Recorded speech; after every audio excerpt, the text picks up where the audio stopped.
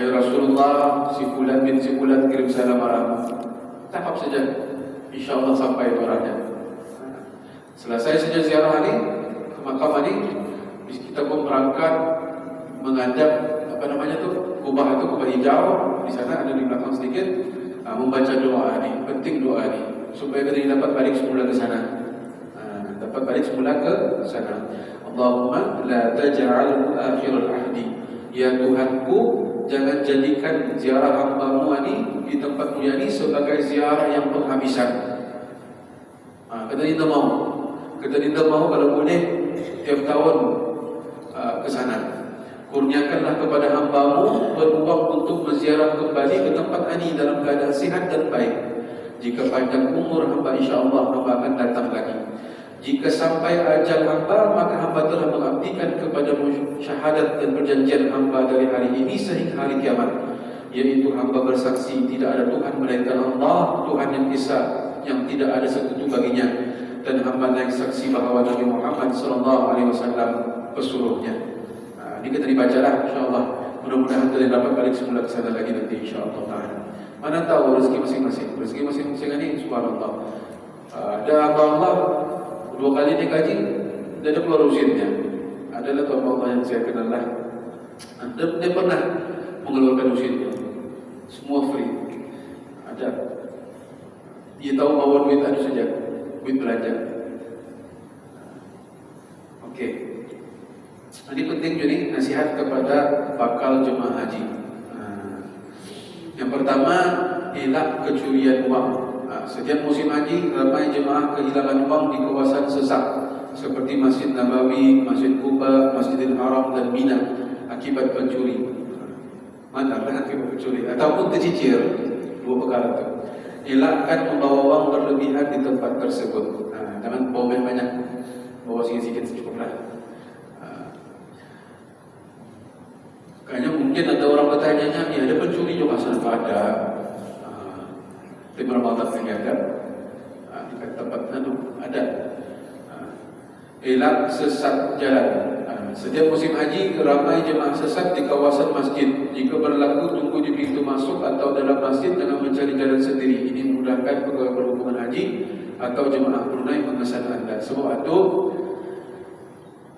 mesti bawa pas nentek atau bawa setiap saat kesana kemari bawa. Apatah lagi kan tusuk bawa. Tapi sekarang di sana mana telefon. Kalau ini ada blankes, tapi di Makkah, tapi di Madinah jarang. Tadi sesat jalan shopping adalah. Okay. Elak lebihan bagasi. Ini juga ni ya Allah. Setiap tahun jemaah haji Brunei sering membawa barang berlebihan semasa pulang. Nasihat, dinasihatkan ya, beli barang berpada-pada untuk keselamatan dan keselesaan semua penumpang. Okey, ini ada tipsnya. Di Madinah ada sekali kargo namanya, kargo. Tahu kargo mengantar barang pakai kotak pasar-pasaran. Okey. Kalau di airport, apa dipanggilnya itu excess. Sekilo itu boleh menjajah 80 ke 100 rial. Sekilo. Tapi untuk kargo ini sekilo lebih kurang dalam 20 rial lebih kurang. Jadi ambil peluang. Kalau akan membeli barang, sebab itu membeli barang kalau secara peribadi saya akan membeli barang di Madinah yang banyak. Apakah dibagi-bagi itu? Tapi jangan disumpat segala coklat itu tidak. Tidak jangan. Coklat tidak boleh. Yang zam-zam tidak dapat. Yang zam-zam itu boleh, tapi jadi bolehlah nyantah. Okey, ada cerita, ada orang itu dah apa Allah Taala memasukkan 5 liter apa namanya ni, zam-zam. Okey, bisa sudah jadi bungkus apa lawak, datang sudah ke rumah.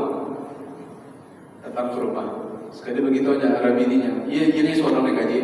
Datang Arabininya, tanya, "Bapak katanya, intinya tunggu kita balik." Sekali sudah balik, berharaplah mudah-mudahan ada masih air zam-zam di rupanya tak lagi ada. Tapi smart, bisa ya. Rupanya kena buka, so kena balik, kena remping balik awal.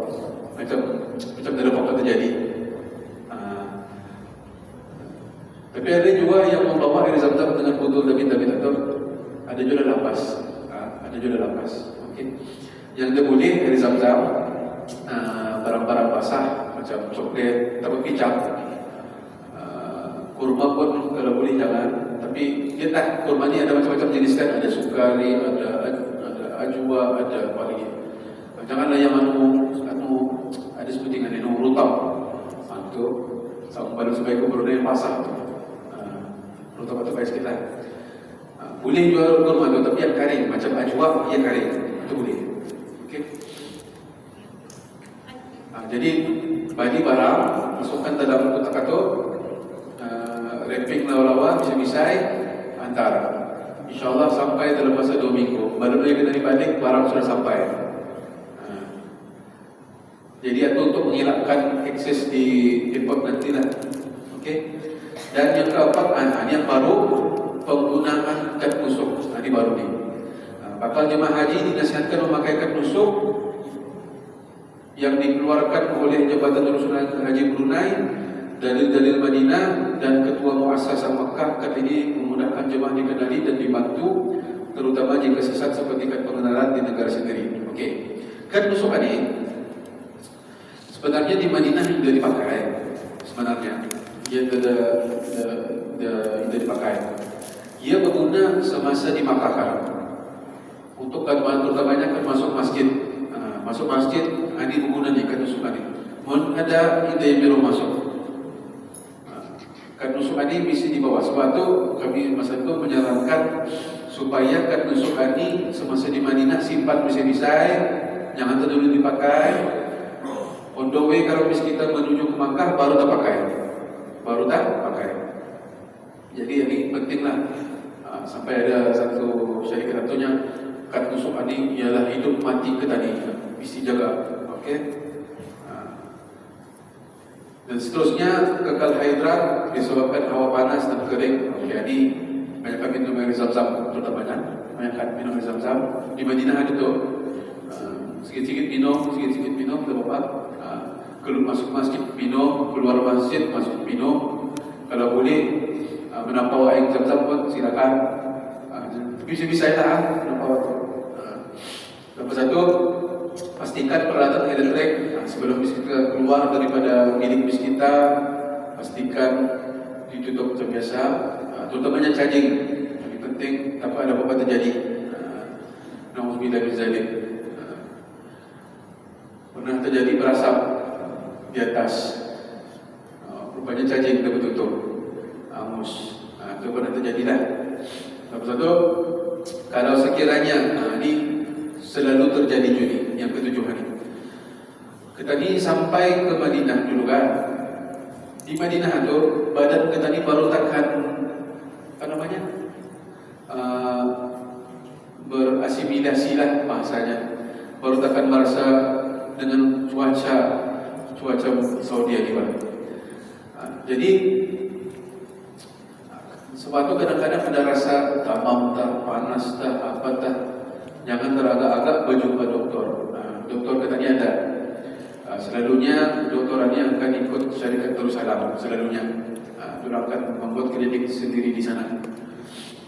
Daripada bis kita ke klinik swasta, berbayar. Ini tak free, ada sudah obat-obatannya pun ditanggung oleh kerajaan kalau yang klinik ini. Suatu pengalaman saya lah, saya melihat ada setengahnya dia kurang klinik ini, kurang kesihatan, tim kesihatan.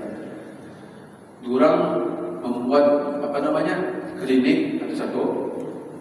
Yang kedua, diorang akan mengelagak ke hotel di mana jemaah Brunei ada. Diorang akan ada waktu-waktunya tu, diorang akan mengelagak. Sama ada di Madinah ataupun di Makkah, diorang akan mengelagak. Tapi ia tak kadang-kadang faham je lah. Diorang ini kadang-kadang ia macam ni. Hotel lagi kadang-kadang indah membagi kita di rumah untuk membuka klinik. Kecuali Darussalam lah, Darussalam itu lain cerita. Pasal orang membeli satu hotel, bukan membeli menyewa satu hotel. Tapi kalau hotel yang bershare, yang bersama dengan jemaah-jemaah negeri lain, kita payah nih. Suatu kadang-kadang akan membuka klinik di sana secara dipanggilnya membayar klinik ataupun klinik bergerak.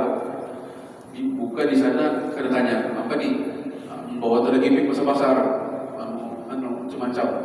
Pikirnya apa terjadi? Ini untuk keselamatan orang dia lah.